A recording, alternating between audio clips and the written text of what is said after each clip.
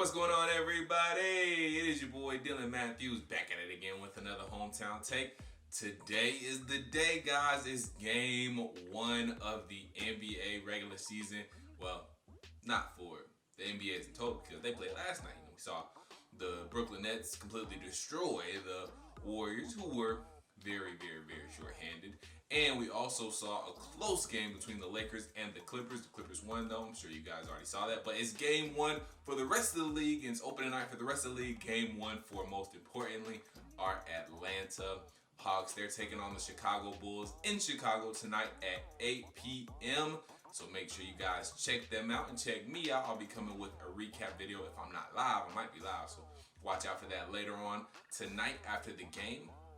But let's go ahead and preview this matchup, guys. I'm feeling good going into the game. I just feel like the Atlanta Hawks are much deeper than the Chicago Bulls. Now, we're not going to have everybody at our disposal. Hopefully Rondo play. Y'all seen the videos. He got some stuff going on. But I think he will be able to play. Tony Snell and Onyeka Okongwu are not going to play. Skylar Mays and Nathan Knight are on two-way contracts. I think they should be available. I'm not 100% sure, though. But everybody else will be available. Chris Dunn is going to be active. So hopefully we see him. And hopefully he makes some contributions defensively towards his former team, the Chicago Bulls. And then, we'll have everybody else as well. So we're going to see. But I feel like the Atlanta Hawks are a lot deeper. And I think we'll get the win tonight. But there are some things we got to look out for, guys. Defense is going to be very important. I think we'll be able to score. Hopefully, Trae Young and Bogdanovich get off to a better start this game than they did in the preseason. They struggled a little bit in the preseason, but Cam Reddish, DeAndre Hunter were going off. Danilo Gallinari was instant offense off the bench.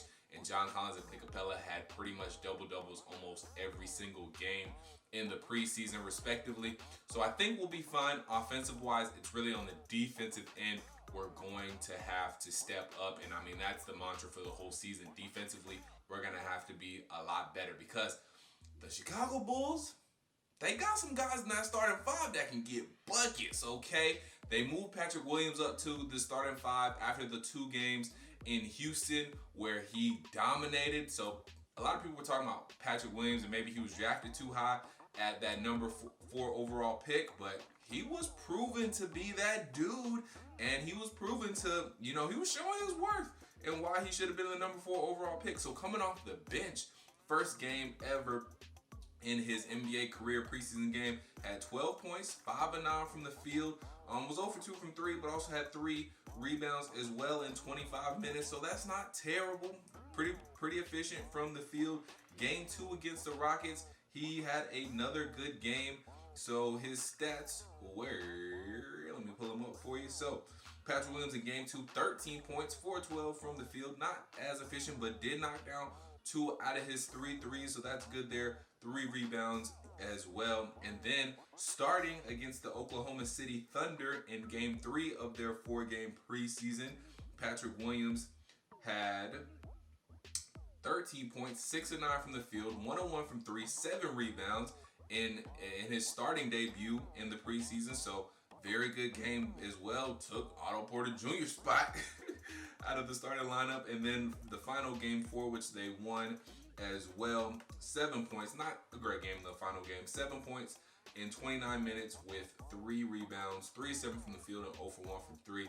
So Patrick Williams, a young rookie, could do some things, and hopefully he doesn't cause too many problems with John Collins. I think John Collins is kind of like a better version of what Patrick Williams wants to be. So I think John Collins will be fine. But we do have to watch out for other guys too. We know Lauri Markkanen can fill it up. He had 22 points in the last preseason game, 4-10 from 3, 9-17 from the field. Of course, we always got to watch out for Zach LaVine. I think had 20 plus points in the 3 out of the 4 preseason games. He had 20 points, 4 rebounds, 4 assists, 2 of 5 from 3, 8 of 16, so 50% from the field in his final preseason game. Also, Kobe White has some good preseason games as well. I think in the 3rd preseason game, it was against the Oklahoma City Thunder. He put up, 27 points, 11 from 17 from the field, 5 of 8 from 3. So we got to watch out for Kobe White as well. So they got some guys who can fill it up. Don't forget about Wendell Carter Jr. also, and then you go. I touched on it, of course, Zach LaVine. So they got some guys who can fill it up. Otto Porter, who has struggled this preseason, is a guy who can, score and fill it up too. So even though he might be coming off the bench this game, he could be some instant offense coming off the bench in game one for the Bulls. Now, again, I do think we're deeper as far as bench goes. We'll have Gallinari, Kevin Huerter. I don't know if DeAndre Hunter and Cam Reddish are going to start. One of them might be coming off the bench, and that'll be good because they have been killing it in the preseason. And then, we'll also have Rondo coming off the bench, possibly Chris Dunn. We'll see. We got guys where we have a loaded bench team. So we'll have reinforcements to come in, and the Chicago Bulls don't have quite the reinforcements that we do. So looking at their bench, they have the only guys you guys might know is Otto Porter Jr., and they got Archie Diacono. He was the guy that gave the assist to the game-winning shot back when Villanova won the national championship, if you remember him. But other than that, they really don't have anybody else that can get the job done.